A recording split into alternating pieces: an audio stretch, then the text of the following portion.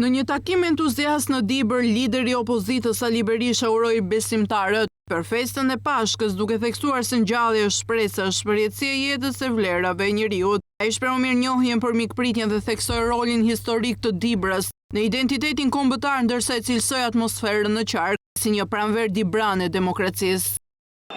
Unë jam sot para jush për të paraqitur në emër të koalicionit për Shqipërinë madhështore, koalicionit më të madh që ka patur Shqipëria në 32 vite, koalicionit të 25 partive politike, programin ton, për të paraqitur projektin ton, për Dibrën madhështore, për Shqipërinë madhështore.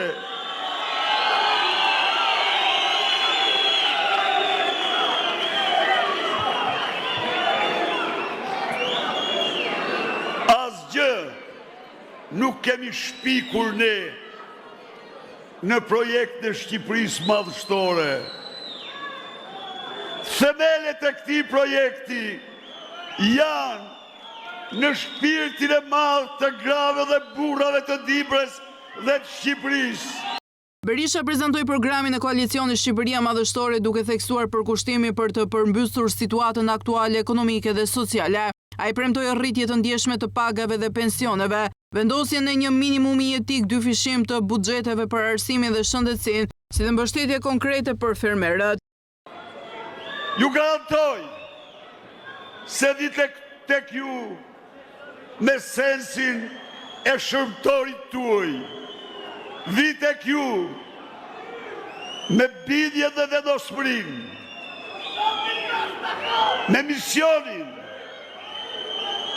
për të bërë gjithçka që kjo situatë të përmbyset, që Shqipëria, që Dibra të shtrohet përsëri në vendin e ëndrrës shqiptare, të bijve dhe të bijave të saj, që Dibra, Shqipëria të bëhen të jetueshme dhe të mos braktisen si tokat shkreta sikuna nuk janë.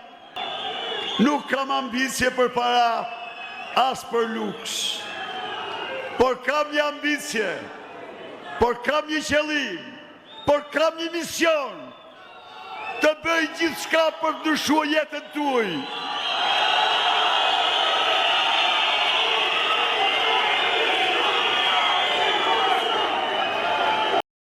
Në fushën e infrastrukturës, Berisha garantoi për transformimin e plotë të Dibrës, Matit dhe Bulqizës, duke premtuar rrugë moderne, ujësjellëse dhe kanalizime të standardeve të larta. Ai përsëriti se hidrocentrali i Skavicës nuk do ndërtohet, ndërsa shprehu besimin se me mbështetjen e diasporës dhe qytetarëve, Shqipëria do të kthehet në vendin e ëndrrës shqiptare ku familja dhe vlerat tradicionale do të mbeten në themel të shoqërisë shqiptare.